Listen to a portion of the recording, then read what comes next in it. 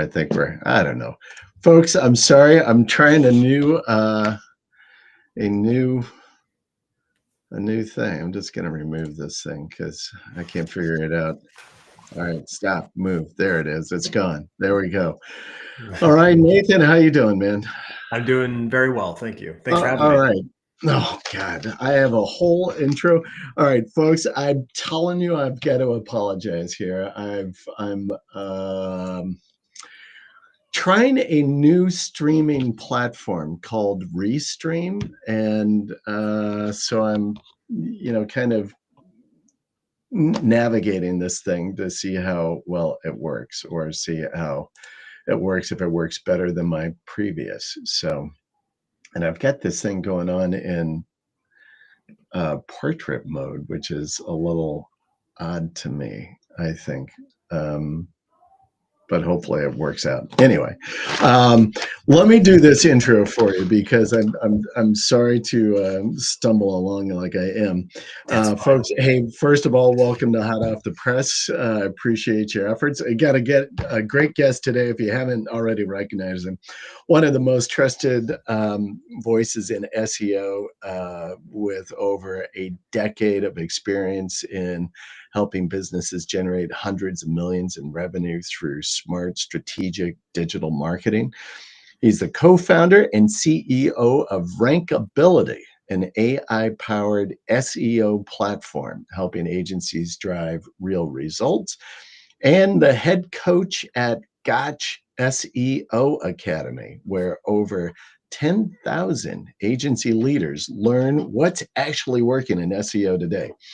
He's also the author of the SEO Entrepreneur and has been featured by SEMrush, Ahrefs, and Search Engine Journal, with over 14,000 YouTube subscribers, 400 hours of SEO coaching under his belt.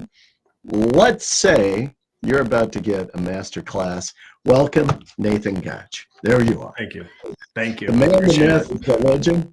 You look good. I love your haircut. It's yes. Yes, we look like twins. There we go. Well, Nathan, as I was saying, I apologize. Nathan and I were both, he was speaking, I was not. Maybe we would have met had I been able to get back into that VIP speakers room, in the green room where all you guys have all of the fancy stuff. But Nathan and I were at SEO Spring Training, and he did a great presentation there. And I thought, well, we got to get this guy on the show. I can't believe it's been never since we've had him. So Nathan, for those of you, and I just gave, an intro, but maybe just kind of start and give a little history of you and how you got into digital marketing and what you're doing. Yeah. Wow. I have to really venture back into my history here. So yeah, I mean, it's just crazy because it's been so long, and I sometimes forget how long it's actually been now at this point. It's hard to believe.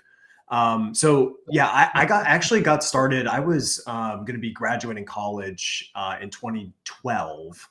And I was my plan, like my career path was to be a lawyer. So I was studying for the LSAT. That was the plan. I was going to be a lawyer, but secretly, I actually loved doing things on the internet. And growing up, I played like a lot of online games and stuff like that. So I really loved the internet. And I just was like, you know what? I just want to see, is there any way I could possibly make money online on the internet? And so I started doing what every person does, at least I think, is how to make money online. Is how I began. And so I started, doing all kinds of various things to try to make money online. Selling my college books, doing paid surveys, and all kinds of stuff that just did not work, essentially, to generate any significant amount of money. And so then eventually I stumbled upon a course, and at the time it was called Web Colleagues. And I think it was like $47 or something. And I was going into my senior year of college, and $47 felt like $1 million at the time because I was broke. So, but for some reason I was like, you know what, I'm going to go for it. And I purchased this course. And the reason why it's so important is because this course was actually the reason, is kind of how I discovered SEO, because they told, one of the methods in this course was to start a blog. Right. Now, by the way, what I'm saying today is not applicable to, what I did yesterday is not applicable to today. Okay. So, very different time. But at the time, blogging was a pretty reliable way to actually generate income online. So I started a blog, and I didn't have, well, actually, I didn't know what topic to start the blog on. So I started on baseball pitching, because that's, how I played. That's the only skill I had at the point, was just playing baseball. So I started a baseball pitching blog. And of course, I didn't have any idea how to actually get visitors to the blog. So that's how I eventually stumbled upon SEO. And I guess the rest is history. So that was kind of the origin of me discovering SEO. And there's a lot of stuff that's happened in between, 2011 and now, but that's kind of like the origin of it. So Yeah. Wow. I had no idea. That's pretty slick. Similar, not as my starting point, but I kind of had this idea that I wanted to kind of first get into affiliate stuff. And I started with, man, when was that? Probably in 16. Started doing affiliate stuff with something. My son was playing hockey, and I'm like, hey, well, I'll do something around hockey. This sounds kind of fun. And I had fun doing it, but yeah, it was a different day of SEO compared to what it is today, right? much easier, much Yeah, easier. much easier then or now? Back then. Yeah, Yeah. yeah, very. I think it really is very interesting in today's world. I had just seen a post that you had put out on Facebook that I thought was really interesting. I would love to kind of get your thoughts around it, but actually, these were two different posts, and so I wanted, and you threw out a couple of different things on each one of them. One, though, was about showing up in the AI overviews, and you have some very specific kinds of signals to cast to help companies show up in the AI overviews. One of which I was happy to see was press releases. I'm like, all right, Nathan, well, we could be friends here. This will be good. But I'd love to pick your brain a little bit from your perspective and some of the tests and things that you've seen in regards to AI and AI overviews, because I do know, where's my notes? I do know as well, you come out with a checklist, like a 97 point, if I recall, GEO checklist. And so Yep. I'm kind of like, I wanted to open that door up right away as well and kind of talk about that. But I'd love as well to hear your understanding or interpretation, the difference between GEO and AI SEO. And is Yep. there a difference, right? So I'll just open the door up and let you walk in and take any direction Yeah. you want.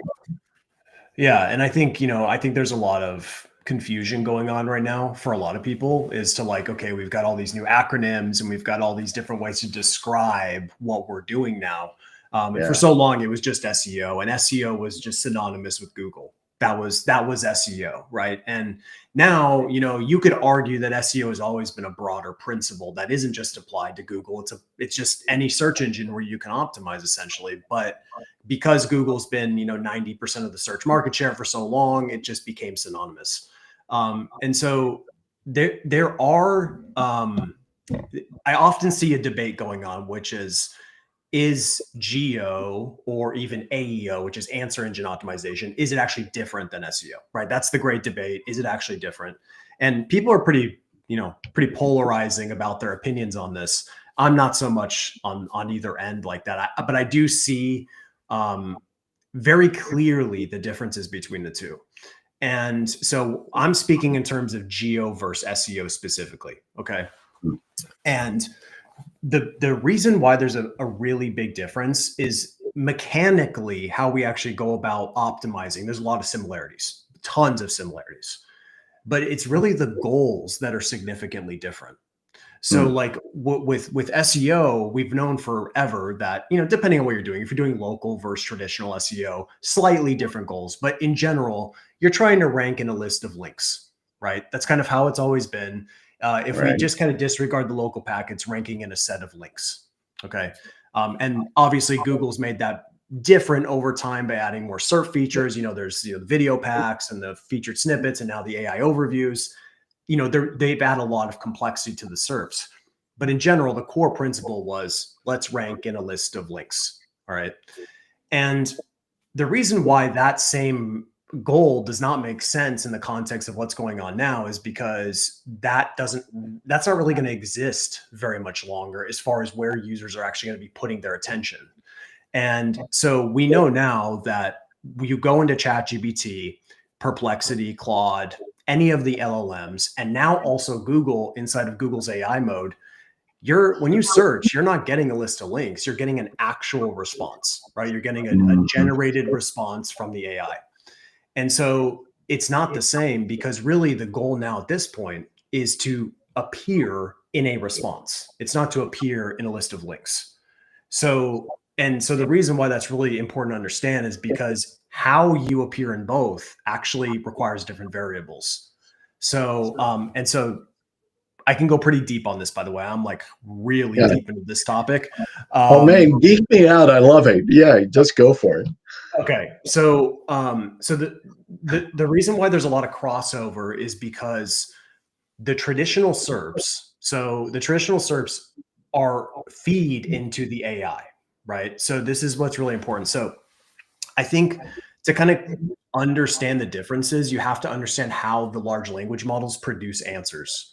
And this is really important. So ChatGPT, Gemini, specifically Claude, Perplexity is a little bit different, but the ones that use what's called static corpus. So they train their large language model on a bunch of information, and then there's a cutoff date, right? And so when that cutoff date hits, anything after that point is not in that original base training data.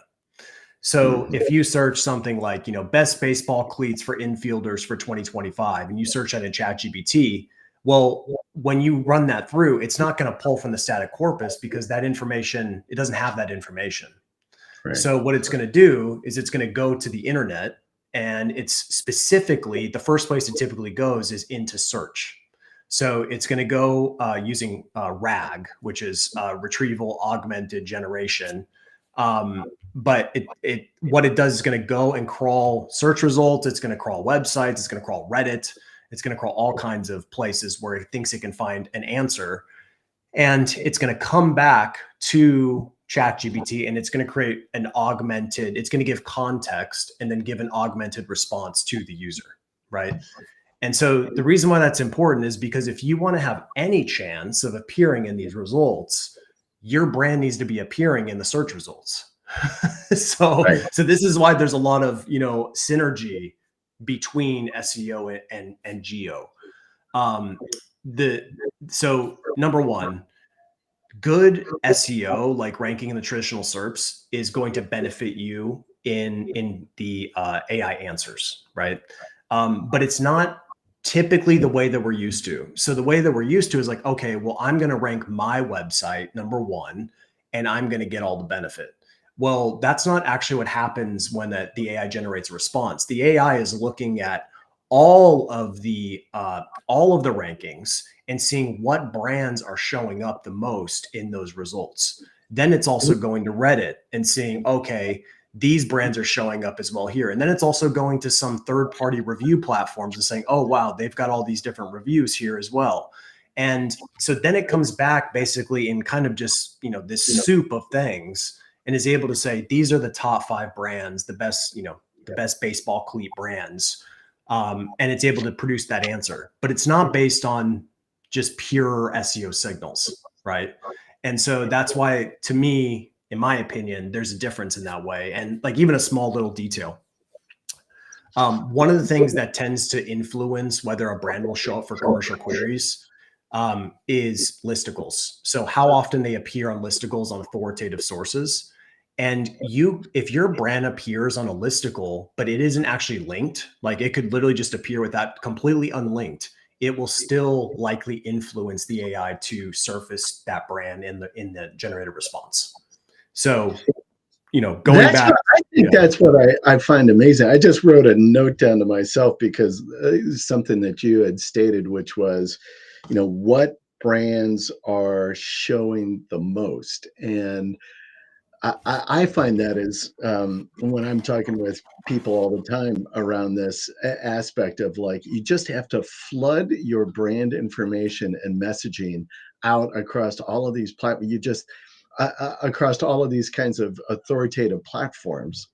Obviously, I'm talking about press releases, but it's around all of these authoritatives. When you said Reddit, and Quora and YouTube and LinkedIn, Pulse and Medium, I think is another good one, right? So all of these kinds of authoritative podcasts, boom, get your brand mentioned in these various platforms, because as the point you made, this is where AI is reviewing and pulling this stuff. yeah, exactly. Yeah. And going back to kind of the specific post I talked about, the press releases, the reason I posted about that is because it was actually for a YouTube video I was doing, and I was analyzing this personal injury law firm that was just crushing it across every platform. Like they ranked number one in the local pack, number one in the traditional, number one in ChatGPT, like everywhere. They just crushed it. So I reverse engineered them, and come to find out, it was like 50% of their link profile was these press releases. And I don't believe that it's and feel free to kind of debate me on this. I know you're the press release master, but just bear with me for a second with my theory here. I don't believe, as far as influencing the AI generated response, that it's the actual link from the press release that influences the AI. I think it's the sentiment that's being distributed around that brand entity. I think that's something that likely influences the AI a lot more. So basically, if you're saying we're the best, we've been voted the best personal injury law firm in Chesterfield, Missouri, and that's being distributed across many well-known authoritative websites, the AI is going to pick that up and say, oh, they must be, one of the best. Now, Right. This could certainly lead to manipulation, of course. But I do believe it right now, it is likely a signal that is useful, I think. Yeah. So, I'm not even going to debate you on that. I think you're absolutely right. And this is why I tell people, we just did a video. I'm not sure actually if it's released. I think it's coming out in 2 weeks, but talking about, how often people should do press releases. And my theory around this is that, exactly to your point, it's the sentiment, it's the volume, or the brand amplification, I think is a good yeah, phrase, of on these authoritative news sites, that are talking about your brand plus your service, your brand plus location, your brand authority. That is the heavy influence, I think, in the AIO. Not necessarily the link aspect that you get. I think that's all the side benefit, so to speak, for SEO itself and building your backlink profile. But I think you're absolutely right around how AI and the LLMs are looking. It's around the sentiment of your brand and where these authoritative sites are talking about your brand and the volume of that. Back to the point what you were saying, how often are you showing up in these things? yeah. Yeah, and I think so. I think sentiment is a big piece, and obviously press releases can push that sentiment better than any medium, really, like as far as Yeah. speed. But the other thing too that I think is also helps with it is it creates that entity association. So if you keep seeing, X law firms associated with personal injury in Chesterfield, Missouri, those different entities are all associated together. And if you repeat that entity association over and over, you're going to train the LLMs that, okay, I understand now, Joe Schmo's law firm is in Chesterfield, Missouri, and they specialize in car accidents and medical malpractice, right? Right. And like, Right. so it's a mechanism to train the LLMs to have that brand consistency as well, which is actually really challenging because a lot of, so I built it's actually inside of ChatGPT. It's called a geo brand audit. It's a free GPT I built. And you can go in Nice. there and you can search it. But basically what it does is you enter your brand name, and I came up with there's like 25 different questions that it goes through to create this kind of response. And what it's doing is it's looking at GPT 4.0 and only looking at the static data. So it's not going to go to the internet and get any information. And so the reason why that's important is because you can literally see what ChatGPT knows about that brand right now, right? Like Hmm. right now, exactly what it knows. And what you'll find is for local businesses, it's almost always wrong. I mean, it is really bad.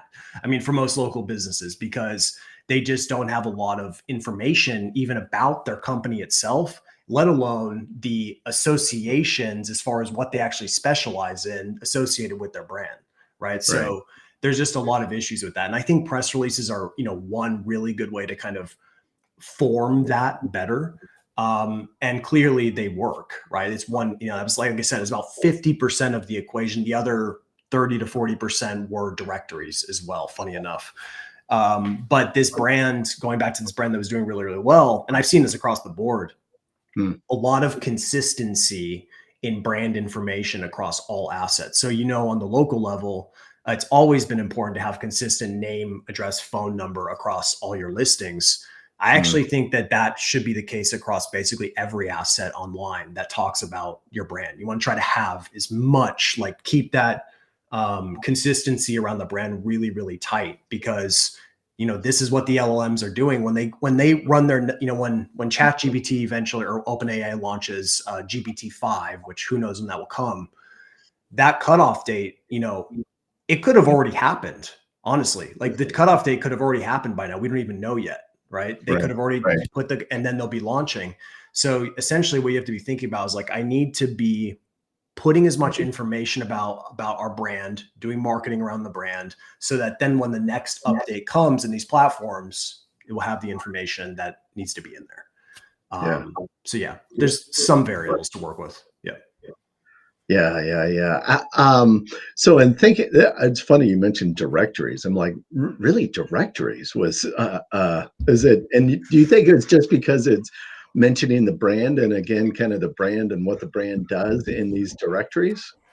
Yeah, and I should be nuanced here. Yeah, I don't mean the, like, spammy old school 2010 like SEO directories. I mean, like, the authoritative ones that are likely to be crawled a lot. So that would be like the Yelps of the world, the Avo if you're a lawyer, right, TripAdvisor. Those right. really authoritative, trustworthy ones. Those are really important to have squared away. Yeah, But that, and then the other big piece of this too is going back to kind of some other, if you want to talk about different signals that, in my opinion, influence the answers in the AI.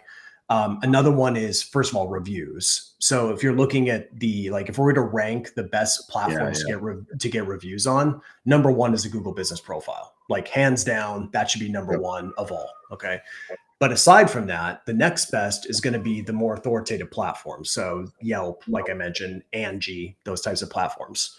But then you also want to be thinking about review diversity.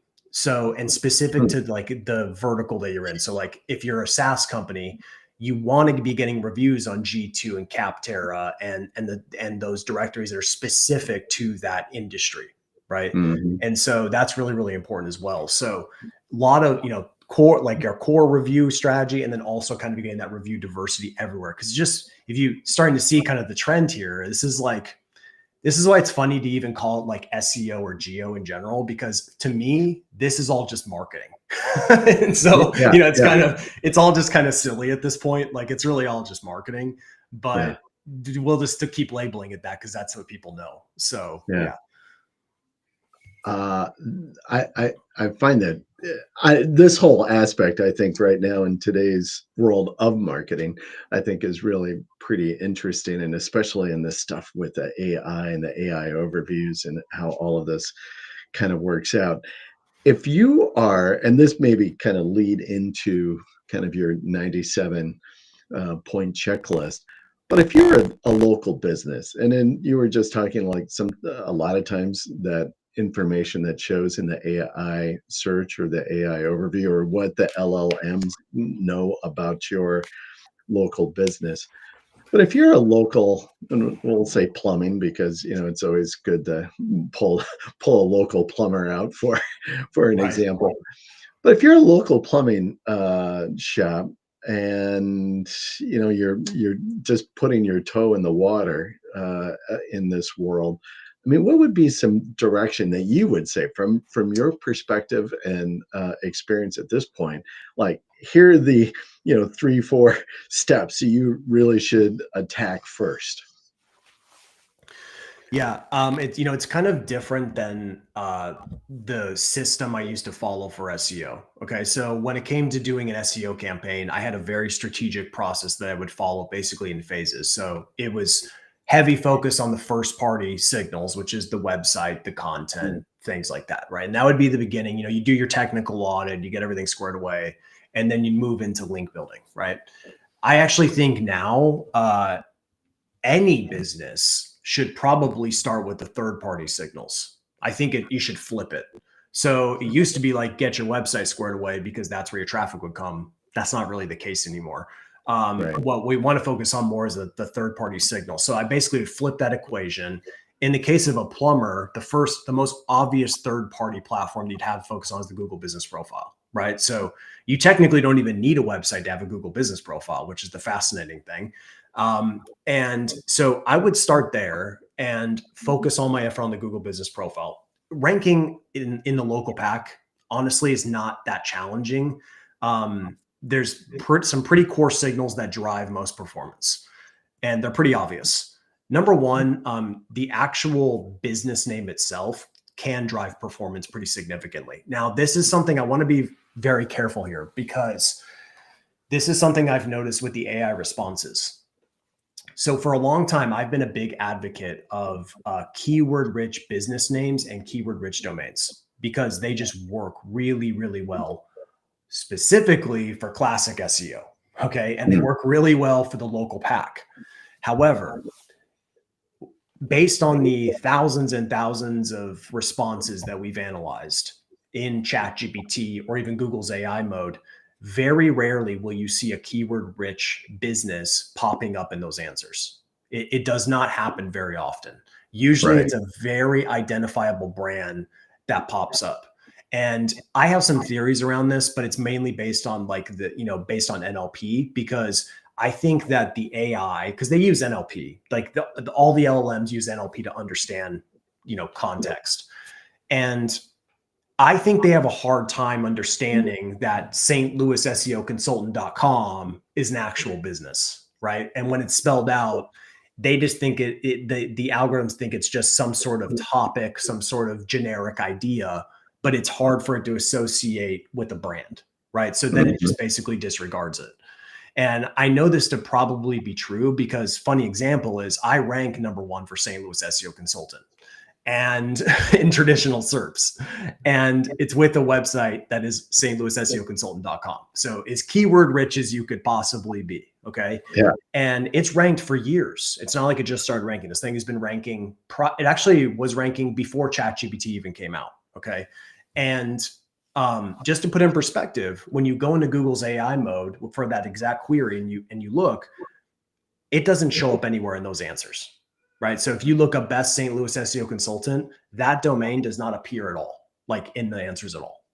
Yeah. And so that's an example of like, people say geo is just SEO. Well, that's a perfect example where it's not, because I'm doing incredibly well in traditional and I'm literally invisible in Google AI mode. Right. And so that's an example. So back to the local discussion, which ties into the AI mode.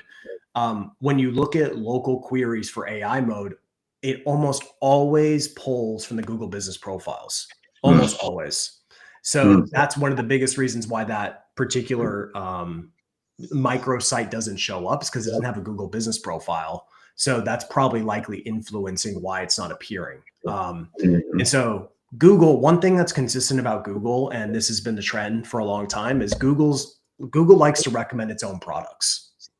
it doesn't want to send people to a website. So for example, if it's going to give you a list of local businesses, it's not going to say, here's a list of websites to local businesses. It's going to give you a list of Google business profiles because that's its product, right? So, so along those lines, that would be the first thing I would do is the Google business profile. I would use a pretty identifiable name if I were a plumber. And then I would make sure I have an address in the city that I'm actually servicing. That's critical. If you know St. Louis is your core city, have an address in St. Louis. Very simple stuff, but it makes a huge difference. And then number 3 is all reviews. So just doing that alone, just setting up your review generation process, like that's a pretty big operation. And so that would be my first focus. Then from there, I would think about diversifying across 2 to 3 other platforms. So that would be like, maybe Thumbtack in the case of a plumber, maybe Angie, and then maybe Yelp. Okay. So I'd probably have like those four, and then I would start to distribute reviews across all those platforms. And so that's where that would be like my base I would build. Then once I've got kind of the third party ecosystem going, then the next phase would be as far as reviews. Then I'd probably do exactly what you do, which is start to launch some press releases. Once I start to get some good reviews, some good social proof, then I can start to put out some press releases to kind of amplify that proof even further. And so I could keep going, but that's how I begin the early stages. So yeah, love it. Oh, I think I love the early stage because I think it's very practical, and as well, even for SEOs to think about it in another way of, how do we help new clients that are coming into us? What are some of the foundational kinds of pieces? And it is a little different in the sense of, not focusing directly on the website as what we probably would have done, 5 years ago, 4 years ago. Like, all right, on page, right? We're going to dive in. Let's be sure the H1s, let's be sure the meta is there, right? We're diving in. What's the site speed? And now, not that those things aren't important, but when you think about, okay, priority steps, I think you're probably following the right path there, which is focus on what is out there on the web and what you can put out there on these more authoritative sites as quickly as possible. Because your site, you put up a new, WordPress site, it's not going to have a lot of authority. It's not going to have a lot of influence in the sense of around the LLM. So, no. And also I've noticed that, and I don't know if this is built into the LLMs, but for some reason it seems that first party recommendation. So like you saying you're the best press release service that exists doesn't seem to carry as much weight as, search engine land saying it. Right. There's built-in mechanisms, it seems. And so that's why those kind of third party external recommendations seem to be way more powerful, and getting one is good, but when you start to get them compounded across many different sources, it's kind of like traditional SEO, you'd want to focus on a lot of referring domain diversity for your link profile, right? You want to have a lot of different referring domains that are linking to you. It's kind of the same thing with the brand mentions, like a lot of different diversity across brand mentions across many different platforms. And that's going to be reviews. It's going to be press releases. It's going to be UGC on Reddit and, Quora, maybe even some forums. And then of course the listicles appearing among other trusted entities as well kind of creates this environment of trust. And going back to what you said, I don't want to make it seem like your website doesn't matter. It still does. It's the home base. There's still a lot of work that you have to do there, but it's more just now the kind of priorities. I might be a little extreme, so just bear with me here. But I think it's about 80-20 at this point. I think it's 80% external, 80% off of your website. Then the other 20% is your home base, which is obviously the foundation, building out topical authority, all that stuff matters still a lot. But it's and this is, funny enough, this isn't really different than before with SEO. Like I can't tell you the amount of times I've talked to business owners who come to us and they say, we're doing so much on-page SEO and content. And then I look at their site and they have a DR of 0. And I'm like, well, this is a problem. So, Yeah, um, yeah. so Uh, it hasn't really changed in that way, I guess. yeah, it is interesting. And when you say that things haven't changed all that much, it is this issue. And we've been talking about this for years. So like build your brand, and talk about your brand. But now it's uh, that focus or that intensity has really kind of come home to roost in that it is all of the external platforms or third-party platforms that talk about your brand. I don't know if I'm going to go out and say it's 80-20, but I definitely think there's a imbalance there, that the external influence is greater certainly than your website. And I think you're exactly right on target. The influence of you saying, hey, look how great we are, is diminished, I think, in the eyes of search right now, compared to when a third party brand has you on and says, wow, you're great. Yep. Podcasts, a great example of this. And, you could come, so Nathan, as an example, and I've done this several times already this year as an example as well.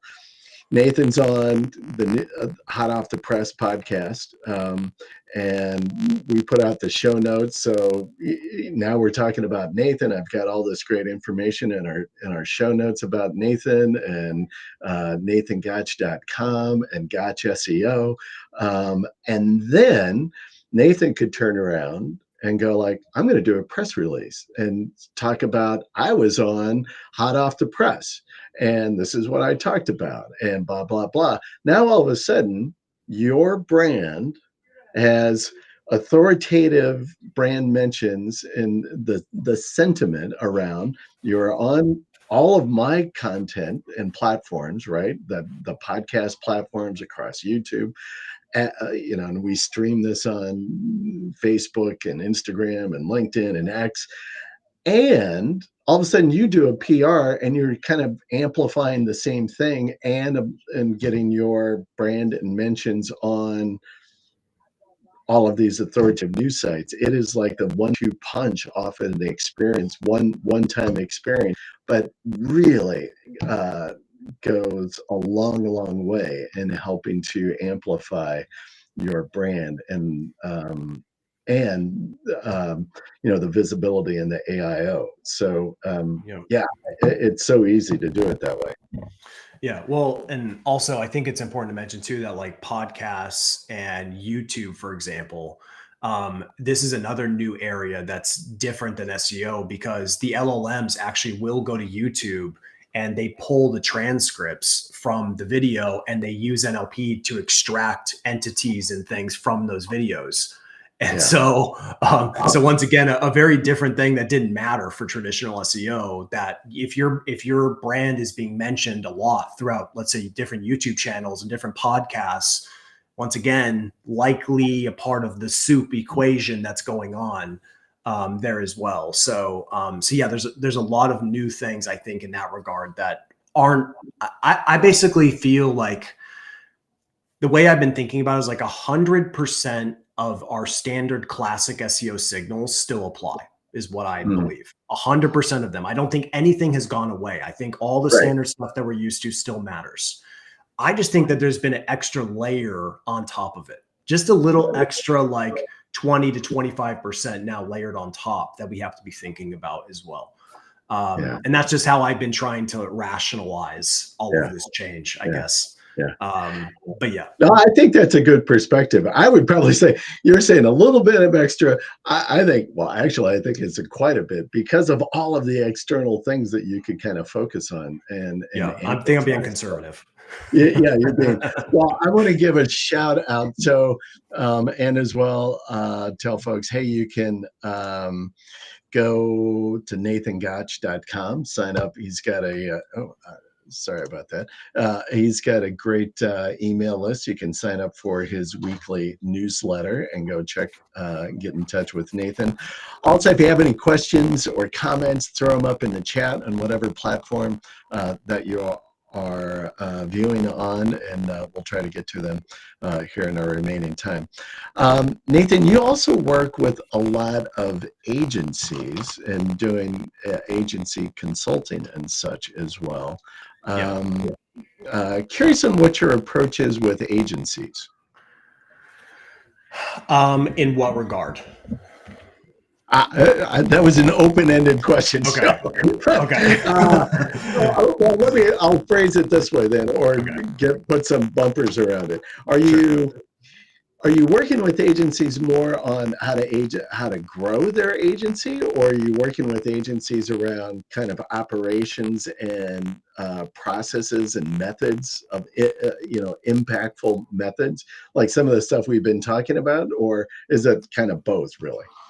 Definitely a little bit of both. I do think if I were to say where I add the most value is in systemizing the processes, so then you can get results consistently and be able to scale operations and fulfillment, right? That's kind of my core thing, but it is also the growth side as well. And there's so many different areas where agencies need help. And I see it. I at this point, I think you mentioned in the beginning, I've done over 400 coaching calls. I've actually done over 400 coaching calls because I've been doing twice a week coaching calls with agencies since 2021. And so, I've done I have a lot of exposure to the problems and the things that the challenges they deal with. And there's a lot of consistencies in those problems. And one of the problems that I often see, and this is very important if, let's say, you're building an agency now, which is a very different environment than just a couple of years ago, right? And I have a book too, right? The SEO Entrepreneur. A lot of the recommendations I have in there are still applicable today. The part that's changed is how you're going to structure your services and how you're going to kind of position that. But there's one core principle that will never change. And this is something I will scream from the rooftops about. And I'm always saying it. And a small percentage of people that have done it have come back and said that was the best decision they ever made. Okay. It's a very simple concept, and it's just niching down. Just niching down is the most important thing that an agency can do. I cannot tell you the amount of agencies that come to me like, all right, we need help with lead generation, or we're not growing. And then I look at their site and they're a generic digital marketing company. They're a generic SEO agency that serves everyone. Yeah. And when you serve everyone, you serve no one. It's very simple. And so the best thing that anyone can do is identify very high value niches that you'd be willing to invest 3 to 5 years in to serve. And more often than not, people think that their niche is too small. But when I go and look at it, I'm like, you're not even close to being in too small of a niche yet. You got to go even more narrow. Someone will be like, okay, I'm niching down today. I'm going to do home service. I'm going to do home services. And I'm like, okay, that is a very broad umbrella of many different things. You got to go deeper. So let's split that up into a subcategory. How about HVAC companies? Okay. All right. So now we're good there. So we're going to do SEO for HVAC companies. Well, let's go down even further. How about we just do SEO for HVAC companies in Chesterfield, Missouri? And when I tell people to do that, they shrivel up because they can't even fathom that would even be a good idea. Because well, I'm going to be missing out on business. I'm not, but I'm like, you got to get this is how you win. You get really granular first. You start really, really small and then you expand. You don't start massive and then go down. That's not the way it works. Right. So, and you look at any business that's ever become big, they've almost all of them started from a very small, hyper-focused ideal client profile. And then they expanded out.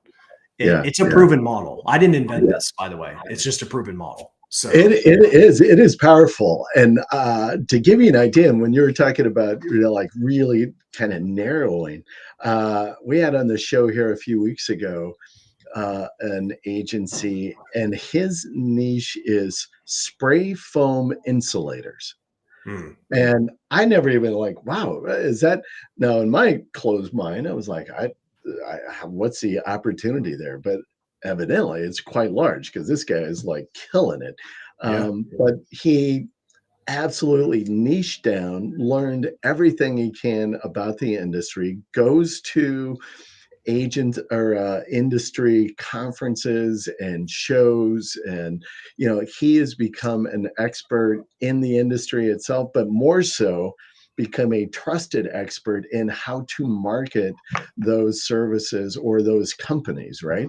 Yeah, it's And amazing. he is like killing it right now, and it's because exactly what you're preaching here, brother, is like niche down.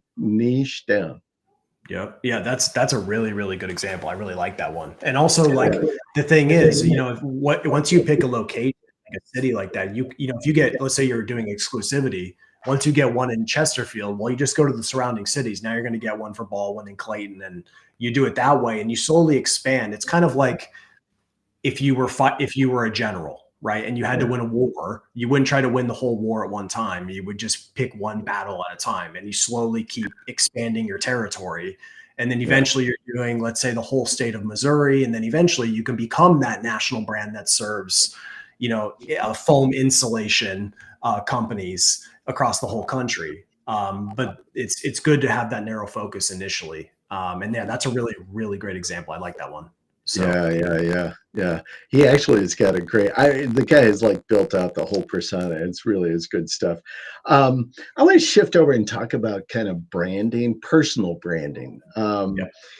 And folks in our industry, especially, and in a lot, and actually quite in general, actually, and you kind of think about influencers across all niches and across all social media. But building a personal brand and authority is critical, and I think as critical and similar in what it is that we do as well. Um, you know, uh, Thinking about in today's world, you kind of touched on it a little bit earlier with the influence of YouTube and video content and podcast content. Um, but and I think I misquoted. You have like 114,000 or more. I don't know what it is today. YouTube subscribers. I think I'm about to hit 120. Nice. Yeah. What? How do you see like that impact on building your personal brand? And I am curious, like, how frequent are you putting out content, and what is your velocity of that? And then is the content broad, or is it like similar to what we've just been talking about, niching down? Is it very focused? Yeah. Good question. So I will tell you that of all my lead generation sources, YouTube is the best, hands down. Not even close. Google it blows Google out of the water. Like nothing compares to YouTube. And that's basically the way it's been since I started my channel at the end of 2017, and I really started to take it seriously, let's say 2018 or so. And I'd say basically since that point, it's been my number one source. And I have a lot of theories about that. I just think video is better for getting people to know, like, and trust you. I just think that relationship moves a lot faster. Even if you're a skilled copywriter, I don't think it compares to just someone watching you on video. It is too powerful of a thing. So that is the first thing, is like, if you haven't started on YouTube, like, it's not too late. You can still do it. That's the key. Now I'm in I don't want to say I'm in a unique position or a privileged position, but I feel that I wasn't early on YouTube, but I was relatively early as far as the SEO industry, like posting videos on YouTube. Brian Dean and Neil Patel were even earlier, right? They started really posting a lot, and they got a lot of early traction from posting there early. But I came probably a couple, 2-3 years after Brian started posting. So I was already way behind him. But I think there's a benefit to starting as soon as you can, right? And because there is this compound effect of your work. And if you look at my charts, like my growth, like there's barely any growth for the first 2 to 3 years. Like it's basically like you can barely see anything going on. But if you look at the views I get on my videos and my channel as a whole now, it's crazy considering where I was. Right. And it's not like I did something magical. I just I just posted consistently over time. Now, as far as cadence goes, as far as like how often you should publish, I wish I could say there's like a universal formula, but honestly, you can always find counter examples to anything I would say, right? So if I say, you should post every week, you'll find someone who posts once every 3 months and they destroy you, right? Or you find, I'll post every month, then you'll find someone who posts every day and they just like destroy you in that regard too. So it's like, I just think it depends on your style. I think it depends on the type of videos that you like to produce. I have like set types of videos that I do produce that I think align with different parts of my audience. So like most of my so basically what I think you should do is create videos that align really well with your existing audience. So to make them happy, right? So you want to, so like, for example, my real like technical stuff where like, I open up a Google sheet and I'm going super geeky SEO stuff. That's more for like my existing audience, right? They already know me. They want to see their like hardcore stuff. So I give them that, right? But then occasionally I got to come with something that's designed to drive awareness, right? To expand my audience further. So usually for those, what I'm looking at is some sort of news jacking element that I'm going to go after. So I might go after like, hey, there was an important change to Google, or hey, there was a recent Google update, or hey, Google's about to die because of this thing. Classic clickbait that can just expand my audience a lot more, right? Yeah, that's good. Yeah, and the thing is like, there are channels that do that like for every video, and I think it kind of diminishes its power. But I think if you can kind of pop it out, like your back pocket option, I think it's really, really powerful when it's not used a lot. So that's why I rarely do it. It's probably, I'd say I pull that out maybe once every 6 months or so. It's usually just like raw, pure value stuff. Every 6 months or so, I'll drop kind of like a news jacking piece like that. But that's it. That's basically it. And at the end of the day, the thing that's cool about YouTube is like, you just need to give value. And there's basically only 2 ways to give value on YouTube. It's either through entertainment. So I'm not entertaining. That's not my path. And the other one is education. So those are the 2 paths you got. So either you're like funny, you're entertaining, you're incredibly good looking and charismatic, and you can do stuff like that. I decided to go the other path, which is I'm going to try to help you as much as possible. And if I do a good job, hopefully you'll want to see more of my stuff. So that's the idea. Yeah. Love it. Do you counsel like SEO agencies? Do you think it's important for them to have their own YouTube channel and kind of create the brand and have that content out there for their own agency growth? Yes, absolutely. Yeah. I mean, I think in general, just like content marketing as a whole is a good move for any agency, mainly for the reason, especially if you're following the niching down approach, you want to become known as the go-to SEO expert for plumbers, the go-to SEO experts for foam insulation, right? And to do that, you have to create content. There's no other way to do that without creating content. And obviously all the other signals we talked about today, but content is huge. So yeah, that's a good idea.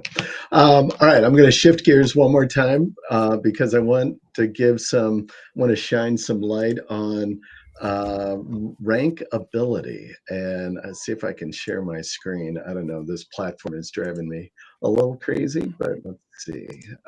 We're getting through it. Yeah, I know. Right, let's go. There we go. So rankability, while I'm trying to bring this thing up. So tell us about rankability. What's the use of it, and how does it influence, I guess? Unable to share the screen. Wonder why. Let me try it again. Well, I put it in the link in the comments anyway, so folks can go check it out. Let me just see if I can share the image as well. Yeah, there we go. Yeah. So tell us about rankability. Yeah. So we started building this in like 2022, 2023 is when we started to develop it. And the main reason why we started to develop it is because I won't name names, but I was using some content optimization tools, and they weren't exactly what I thought was the best strategy. And what I'm talking about specifically is a heavy focus on keyword injection into content and not a focus on just creating a lot of topic depth and topic coverage. And so my partner and I were like, all right, well, why don't we just build our own? So we decided to build our content optimizer tool. And that was the first main tool that we built with the platform. And it's pretty crazy because, of course, I'm incredibly biased when I say this, but it is the one tool that I actually use on a daily basis other than ChatGPT, right? So I use ChatGPT every day. I probably use Replit as well, probably every day now. And then also Rankability is the other one, the content optimizer, because that's where we actually create all the content. And the reason why it's kind of unique is because our scoring mechanism does not reward you for how many times you mention a specific keyword.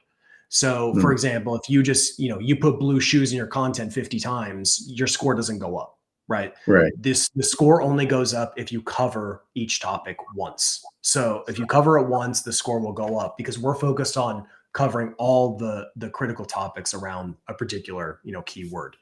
Right.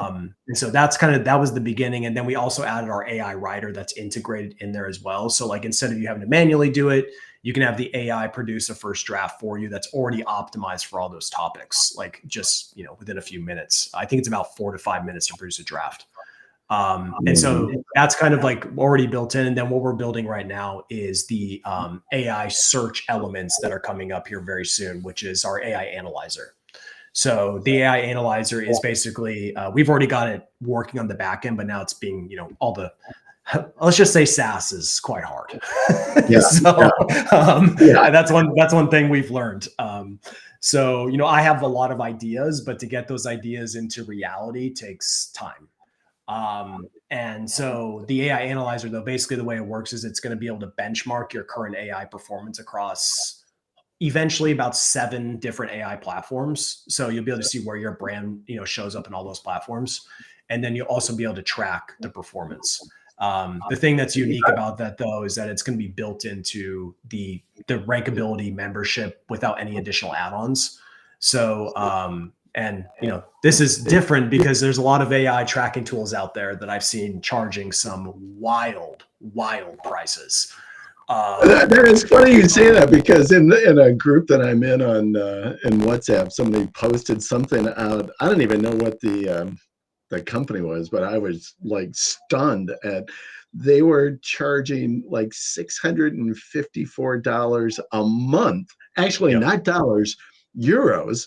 654 euros a month on AI tracking. I'm like, oh my God, what is that?